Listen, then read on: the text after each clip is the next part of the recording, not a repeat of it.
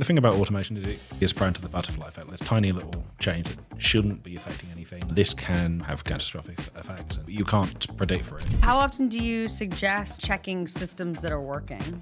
Being realistic, twice a year.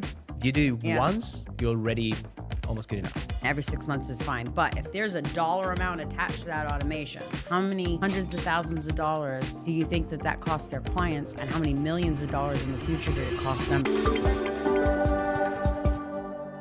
Thank you for joining us for another episode of Special Ops Podcast. I'm Emma Rainville, your host. Here we give actionable insights to direct response marketers and e-commerce sellers. Today we have with us Tiago and Richard from Shockwave's team, and we're going to be talking about how and when to check on working systems. Guys, far too often we find that our clients will have something automated that it works, so they left it alone, they never touched it, they never looked at it, and it turns out there's some disaster laying behind it. Richard, I'll let you open up and start that. Yeah, so the thing about legacy systems is that you don't look for the problems. If you're not actively doing that, you will not see what is going wrong. 5% of the people who purchased your product, maybe they are previous members, so they're being tagged wrongly, and the delivery's not going as it should for them. That's something that can happen very easily with any kind of automated system. Just something that wasn't considered at the time because it didn't exist at the time, since then has become a issue. And if you don't actually investigate, you will not find this. So when we come in for new clients, the first thing we do is this kind of deep dive for their systems. And we see this with pretty much every area we come in with. I mean, it's not always a disaster, it's not always costing them money, but it may be costing them some level of We found enough that cost a disaster of money that we need to talk about it on a podcast. Absolutely. Tiago, how often do you suggest checking systems that are working? Being realistic, I think if you do it twice, and we may disagree, twice a year, you're going to be better than 95% of small businesses. If you do once, you're already almost good enough. Once a year is already pretty decent, unless you're going through too many changes. You're right, I disagree. I definitely agree with the twice a year, every 6 months. I think that if the automation brings in any kind of money, it should be every 3 months. If the back end of the automation is dollars, it's every 3 months. When I say brings in dollars, email sequences bring in dollars. If your back end automation has a credit card capture or a wire us money, anything like that, it should be looked at every quarter. Otherwise, I'm totally with every automation, every SOP, every 6 months, and everything should have a date on it from when it happened.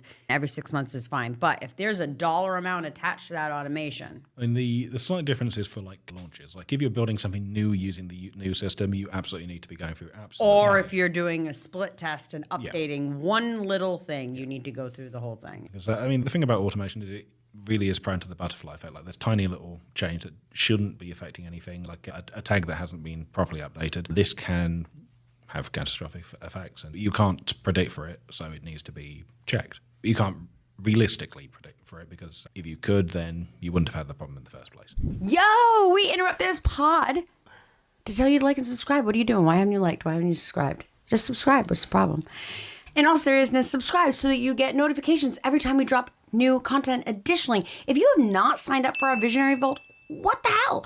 www.specialopspodcast.com. Go sign up. It's free. We never try and sell you, and we're putting all kinds of stuff in there to help you with the operations of your business because we're passionate about it and we want to share operational excellence with our direct response e-commerce and online selling family. Do you remember the CRM that set up automations around their gateway?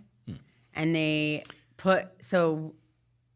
there was a CRM, and they did all kinds of automations to the gateway portion of their business. And when they did that, the automation was set for December 31st, 2023, I think it was the year. They'd had it set up for like 5-10 years. It was 5 or 10 years into the future, but nobody checked it, nobody looked at it. And so here's what happened.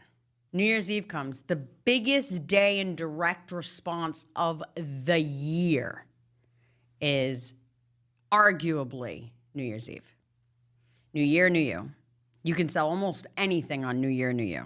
I can spin anything to that.